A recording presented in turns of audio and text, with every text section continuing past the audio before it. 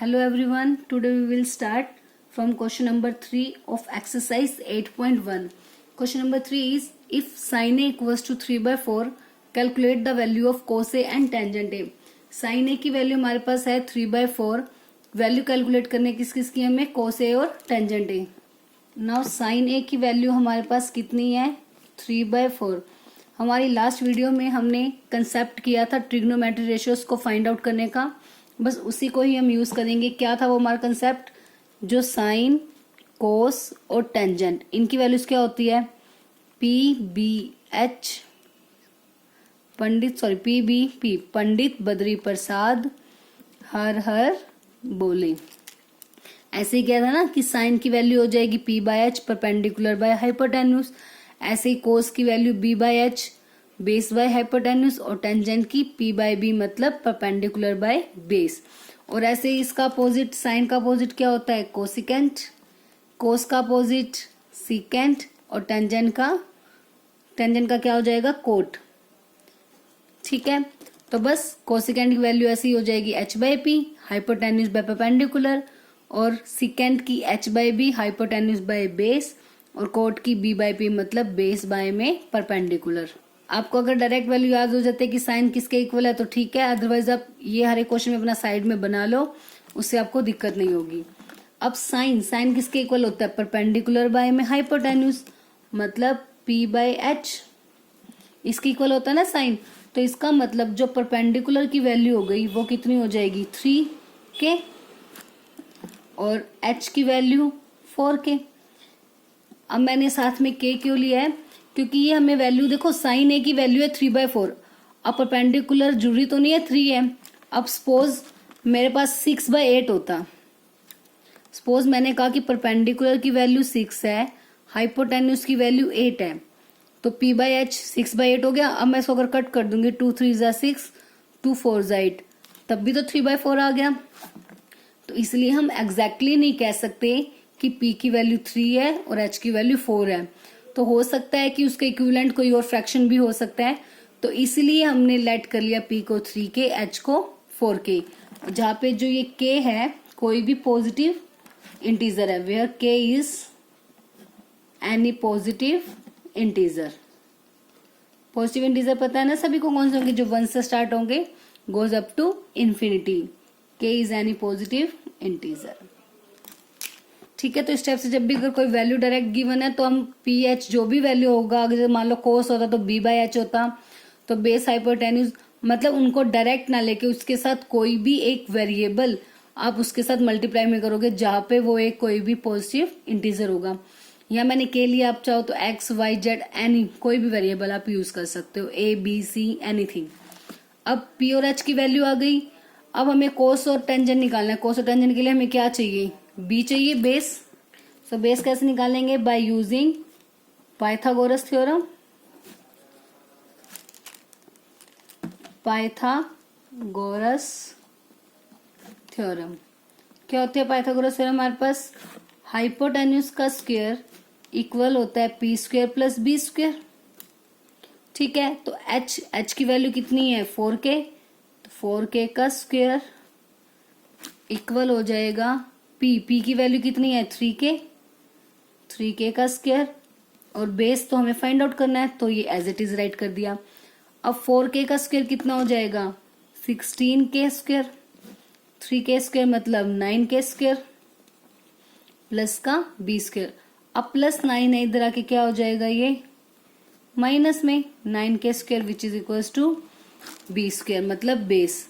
16 में से 9 गए 7K square equals to B². तो अब हमें वैल्यू निकालनी किसकी है बेस की, तो B कितना आ गया, taking square root on both side, 7 का तो रूट और K² का रूट से रूट स्क्वायर क्या हो जाएगा कैंसिल आउट, √7. चाहो तो आप ये लेके भी दिखा सकते हो, √7K का whole square equals to root B का स्क्वायर, स्क्वायर से इसका रूट कैंसिल, इसमें √7 एज इट इज रहेगा और जो K² था, सॉरी यहाँ पे K² था, ये स्क्वायर नहीं था, हमने इसका रूट लिया दोनों साइड पे, तो स्क्वायर से इसका रूट क्या हो जाएगा कैंसिल. तो आप डायरेक्ट स्क्वायर से कैंसिल नहीं कर सकते बिकॉज √7 के ऊपर भी है और K² पर भी. तो 7 का रूट तो एज इट इज रह जाएगा, और स्क्वायर वाला जो के स्क्वायर का रूट था उससे स्क्वायर क्या हो गया, कैंसिल आउट। तो क्या बच गया, √7 के बेस की वैल्यू। अब इसमें आप लोगों ने एक चीज में ये कंफ्यूज नहीं होना कि जैसे हमने लास्ट में तो हमने क्या किया था कि जैसे एंगल अगर चेंज हो रहा था ABC, तो उस केस में उसका बेस और परपेंडिकुलर भी डिफरेंट हो रहा था। अब इस क्वेश्चन में देखो जो वैल्यू हमें गिवन है साइन ए, उसका एंगल भी ए ही है।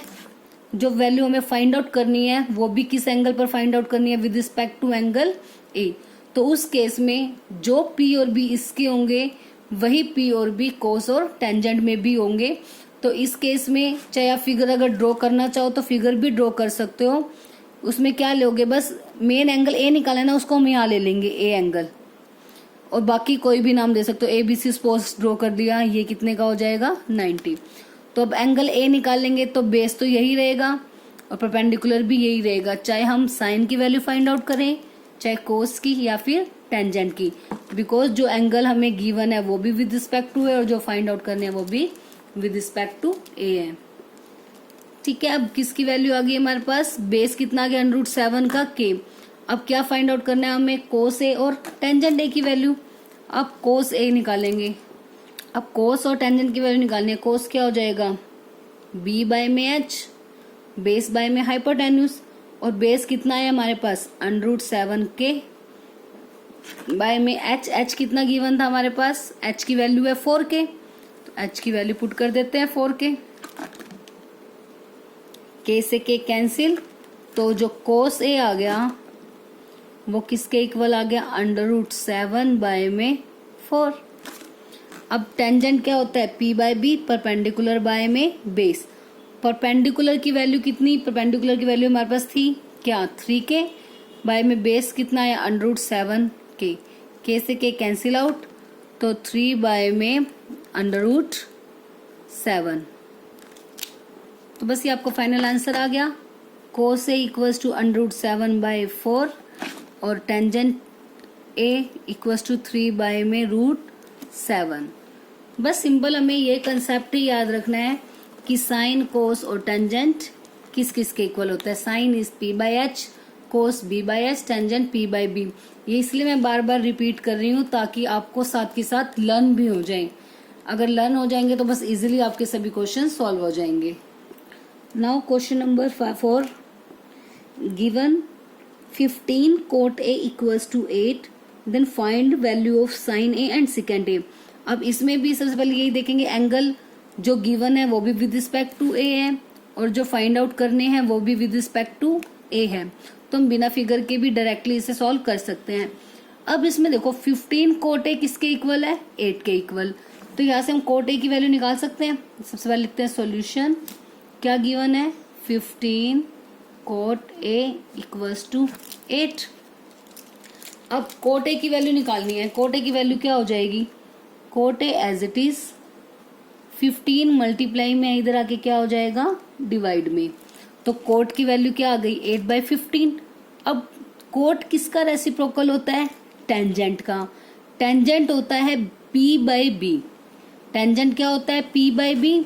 तो cot उसका उल्टा, मतलब B बाय में P हो जाएगा। ठीक है, cot किसका रेसिप्रोकल होता है, tangent. Tangent is P by B और cot उसका अपोजिट, तो वो क्या हो जाएगा, B बाय P। तो सेम जैसे लास्ट क्वेश्चन में किया था वही लिखेंगे हम इसमें कि जो लेट कर लेंगे, जो B की वैल्यू है मतलब बेस विच इज B कितना हो जाएगा 8K, और P मतलब कि परपेंडिकुलर कितना हो जाएगा 15K, where K is any, ये जरूर राइट करना है, where K is any positive integer. K कोई भी एक पॉजिटिव इंटीजर है। ठीक है, अब बेस है, परपेंडिकुलर है, तो क्या फाइंड आउट करना है अब हमें, हाइपोटेन्यूज। सो बाय यूजिंग, बस तीनों वैल्यूज हमारे पास होनी चाहिए, बेस भी, परपेंडिकुलर भी और हाइपोटेन्यूज भी। कोई भी दो हमें गिवन होगी, थर्ड हम कहाँ से निकालेंगे, by using the Pythagoras theorem. Bye using Pythagoras theorem. Pythagoras theorem क्या हो जाएगी, हाइपोटेन्यूज का स्क्वायर इक्वल्स टू P का स्क्वायर प्लस B का स्क्वायर। अब एच की वैल्यू कितनी हो जाएगी वो तो हमें फाइंड आउट करनी है, तो एज इट इज रहने दिया। पी की वैल्यू कितनी है 15 के का होल स्क्वायर प्लस बेस कितना है 8 के का होल स्क्वायर। ठीक है, पी की वैल्यू है 15 के का होल स्क्वायर और बेस कितना हो जाएगा 8 के का होल स्क्वायर। तो एच स्क्वायर इक्वल टू 15 का स्क्वायर कितना होता है 225 K square as it is plus 8 का स्क्वायर होता है 64, 8 8 जा 64 के का स्क्वायर। अब दोनों को ऐड कर देते हैं, 5 और 4 9, 6 और 2 8, 289 के का स्क्वायर। और 289 किसका स्क्वायर रूट होता है 17 का, तो H square is equal to 17 के का whole square. Now again same कि taking square root on both side, दोनों साइड पर जैसे स्क्वायर रूट लेंगे तो एच स्क्वायर से रूट कैंसिल आउट, 17 के का होल स्क्वायर है, होल स्क्वायर से रूट कैंसिल आउट हो जाएगा तो क्या बच जाएगा 17 के। तो एच की वैल्यू कितनी आ गई 17 के। अब फाइंड क्या करना है हमें, वैल्यू फाइंड आउट करनी है हमें किसकी साइन और सिकेंट की, साइन ए एंड सिकेंट ए। तो अब साइन ए क्या होता है पी बाय में एच। पी की वैल्यू कितनी है हमारे पास, पी की वैल्यू यूज कितनी है यहाँ पे 15 के, तो पी की वैल्यू है 15 के बाय में एच की वैल्यू है 17 के से के कैंसिल, तो 15 बाय 17 किसकी वैल्यू आ गई साइन ए की। अब किसकी निकालनी है हमें सिकेंट। अब सिकेंट किसका रेसिप्रोकल होता है कोस का, कोस होता है B by H, cos is B by H, तो सिकेंट उसका उल्टा मतलब एच बाय में बी, एच बाय में बी। तो बस आपको मेन 3 याद रखनी है साइन कोस और टेंजेंट, बाकी तीनों वैल्यूज तो उसकी रेसिप्रोकल है। Secant is the reciprocal of cos, cos is B by H, so therefore secant is H by में B. Now H is 17 K bye में बेस की वैल्यू कितनी हो जाएगी 8 के, गिवन है के से कैंसिल आउट, तो 17 बाय में 8 किसकी वैल्यू आ गई सिकेंट की। साइन ए आ गया 15 बाय 17, सिकेंट कितना आ गया 17 बाय में 8। Now next question number 5, given है सिकेंट थीटा की वैल्यू है 13 बाय में 12, calculate all other trigonometry ratios, मतलब बाकी की सभी ट्रिग्नोमेट्री रेशियोज फाइंड आउट करनी है। ऑल अदर मतलब सिकेंट ए की गिवन है, टोटल ट्रिग्नोमेट्री रेशियोज कितनी है हमारी 6, उसमें से ए गिवन है मतलब बाकी की जो बची हुई 5 है वो हमें फाइंड आउट करनी है। तो सॉल्यूशन सिकेंट थीटा कितना है हमारे पास 13 बाय में 12, सिकेंट क्या होता है कोस हो गया b by H, so therefore secant is h by में b। सो यहाँ से लेट कर लेंगे, जो h हो गया वो कितना हो गया h है 13 ना, तो 13 के b है 12, सो therefore 12 K, where k is any positive integer, K कोई भी एक पॉजिटिव इंटीजर है। अब h और b की वैल्यू हमारे पास है, so by using Pythagoras theorem h square equals to p square plus b square write करना है बाय पाइथागोरस थ्योरम। ठीक है, पाइथागोरस थ्योरम से जो h का स्क्वायर है वो किसके इक्वल हो गया p square plus b square. अब h की वैल्यू कितनी है 13 के का होल स्क्वायर प्लस p की वैल्यू इक्वल्स टू में p की वैल्यू फाइंड आउट करनी है, प्लस बेस कितना है 12 के का होल स्क्वायर। अब 13 का स्क्वायर कितना होता है 169 के square, p square find out करना है एज इट इज, प्लस 12 का स्क्वायर 144 के स्क्वायर। अब ये वैल्यू प्लस के इधर आके क्या हो जाएगी माइनस, क्योंकि हमें किसकी वैल्यू फाइंड आउट करनी है p की, तो p राइट साइड पे रहने देंगे और जो वैल्यू गिवन है वो लेफ्ट साइड पे चली जाएगी। तो 169 के स्क्वायर माइनस का 144 के स्क्वायर इक्वल आ गया p स्क्वायर। अब माइनस करेंगे इनको कितना आ जाएगा 25 के का होल स्क्वायर, तो 25 किसका स्क्वायर है 5 का, 5 के का होल स्क्वायर बन गया यहाँ पे which is equals to p square. Now same taking square root on both side, square root लेते ही p की वैल्यू कितनी आ जाएगी 5 के। क्योंकि बोथ साइड स्क्वेयरिंग है होल स्क्वेयर, तो रूट लेंगे तो वो स्क्वेयर से रूट जो है वो कैंसिल आउट हो जाएगा। अब p की वैल्यू आ गई। अब इन्होंने बोला सभी की सभी ट्रिग्नोमेट्रिक रेशियोज फाइंड आउट करो, तो ऑल द कौन सी होंगी, sine theta, cos theta, sine cos और टेंजेंट। ठीक है, उसके बाद आती है इनके रेसिप्रोकल, साइन का रेसिप्रोकल हो गया कोसिकेंट, कोस का रेसिप्रोकल सिकेंड, सिकेंड की वैल्यू तो हमें ऑलरेडी गिवन है तो सिकेंड नहीं निकालना, कौन सी बच गई, कोट थीटा। अब साइन होता है p बाय एच, कोस कितना होता है b बाय एच, टेंजेंट कितना होता है p बाय बी, कोसिकेंट इसका उल्टा h बाय में p, कोट इसका अपोजिट हो जाएगा p बाय में p। तो बस अब सारी वैल्यूज पुट अप करते हैं। p की वैल्यू कितनी है 5k और h की वैल्यू कितनी थी 13k, तो k से k कैंसिल, तो 5/13 किसकी वैल्यू आ गई, साइन की। अब कोस b कितना गिवन था हमारे पास 12k और h कितना गिवन है 13k, k से k क्या हो गया कैंसिल आउट, तो 12/13 ये किसकी वैल्यू आ गई, कोस की। अब निकालना क्या, चाहे चेक भी कर सकते हो, देखो सेकेंड कितना गिवन था हमें, सेकेंड की वैल्यू थी हमारे पास 13/12, सेकेंड की 13/12 थी तो कोस उसका अपोजिट होता है, कितना आ गया 12/13। p बाय बी, अब परपेंडिकुलर कितना है 5k और बेस कितना गिवन है 12k, k से k कैंसिल आउट, 5/12 किसकी वैल्यू आ गई है टेंजेंट की। अब कोसिकेंट इसका अपोजिट है तो डायरेक्ट लिख देते हैं, 13h की वैल्यू है और p की वैल्यू कितनी है 5k, कैंसिल आउट 13/5। अब ऐसे ही b बाय p, b कितना है 12k और p कितना है 5k, इसका रेसिप्रोकल हो जाएगा ना, k से k कैंसिल आउट, 12/5। तो बस ऐसे अगर कोई भी एक भी हमें ट्रिग्नोमेट्रिक रेशियो दी होगी तो बाकी की सभी हम इजीली फाइंड आउट कर सकते हैं। बस दो वैल्यूज क्योंकि हमारे पास होंगी, थर्ड वैल्यू कहाँ से निकालेंगे, by using the Pythagoras theorem. Pythagoras theorem से थर्ड वैल्यू आते ही बस जो भी वैल्यू फाइंड आउट करनी है उसका जो फॉर्मूला है वो अप्लाई कर देंगे रेशियो वाला, बस उससे आपकी इजीली सभी वैल्यूज आ जाएंगी। Now next question number 6, if angle A and B are acute angle such that, angle A और बी दो एक्यूट एंगल्स दिए हुए हैं सच दैट कोस ए और कोस बी दोनों इक्वल हैं।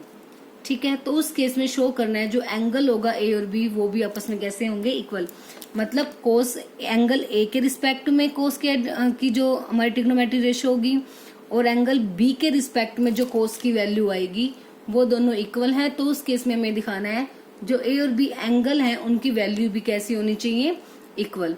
तो अब जब हमने कह दिया ए और बी दोनों कैसे हैं कि एक्यूट एंगल्स हैं, तो जब हम एक ट्रायंगल बनाएंगे ए बी सी तो उसके अंदर ऑब्वियस है ए और बी अगर एक्यूट है तो जोन सा 90 डिग्री का एंगल होगा वो किस पॉइंट पर होगा, सी पर होगा, क्योंकि ए और बी पर तो हो नहीं सकता। अगर ए और बी पर होता तो वो दोनों एक्यूट एंगल नहीं रहेंगे, तो इसलिए जो बच गया जोन सा भी वर्टिसेस मतलब वर्टेक्स जोन सा बच गया उस पर 90 डिग्री का एंगल हो जाएगा।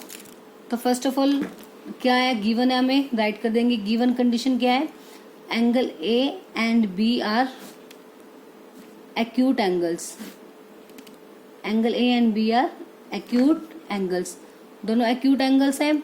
और ऑल्सो क्या कंडीशन गिवन है, जो कोस ए है वो किसके इक्वल है, cos B, and cos A equals to cos B, ये हमें गिवन है। अब उसके बाद आती है बारी टू प्रूव की। टू प्रूव मतलब हमें क्या प्रूव करना है, हमें क्या प्रूव करना है कि एंगल ए किसके इक्वल आ जाए, एंगल बी के। तो to prove angle A equals to angle B, मतलब टू प्रूव का मतलब जो हमें शो करना है। अब प्रूफ मतलब अब इसे हम कैसे शो करके दिखाएंगे। अब सबसे पहले हमने क्या किया, एक ट्रायंगल ड्रॉ किया। तो firstly we draw a triangle.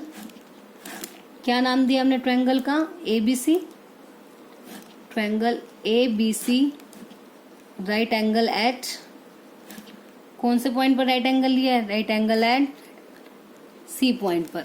C point पर राइट एंगल है, ठीक है। अब उसके बाद हमें गिवन है कि cos A इक्वल्स टू cos B। नाउ चलो पहले cos A की वैल्यू निकालते हैं। cos A और cos B दोनों की वैल्यू निकाल के दिखाते हैं। cos क्या होता है, B बाय में H, बेस बाय में हाइपोटेन्यूज, ठीक है, B बाय में H। अब cos A मतलब देखो कौन सा एंगल है, ये वाला एंगल। A के रिस्पेक्ट में निकालेंगे तो A के रिस्पेक्ट में बेस कौन सा होता है, जिस पर एंगल बना हुआ है, मतलब AC बाय में H तो हमेशा 90 के सामने वाली लाइन रहेगी, वो क्या है, AB, ठीक है ना। A के केस में बेस तो AC हो जाएगा परपेंडिकुलर BC, क्योंकि सामने वाला हमेशा परपेंडिकुलर और उस लाइन वाला क्या होता है हमारा, मतलब ये 90 डिग्री वाली जो लाइन जिस पर एंगल बनेगा वो क्या हो जाता है हमारा बेस। AC बाय में AB, ये किसकी वैल्यू आ गई, cos A की, ठीक है। अब ऐसे ही निकालते हैं किसकी वैल्यू, cos B, क्योंकि कोई वैल्यूज तो हमें गिवन है नहीं तो हम ऐसे ही छोड़ दिया, AC बाय में AB। अब cos B की वैल्यू क्या है, सेम बेस बाय में हाइपोटेन्यूज। तो B के केस में जो बेस होगा, अब B एंगल ये है तो उस केस में बेस कौन सा हो गया, BC, क्योंकि जहाँ पे एंगल बन रहा है वो लाइन हमारी क्या हो जाएगी, बेस BC, और जो हाइपोटेन्यूज है वो सेम रहेगी AB, तो BC बाय में AB, BC बाय में AB। ये किसकी वैल्यू आ गई, cos B की। अब हमें क्या गिवन है, नाउ वी हैव गिवन, क्या गिवन है हमें, जो cos A है ना वो इक्वल है किसके, cos B के। cos A इक्वल है किसके, cos B के।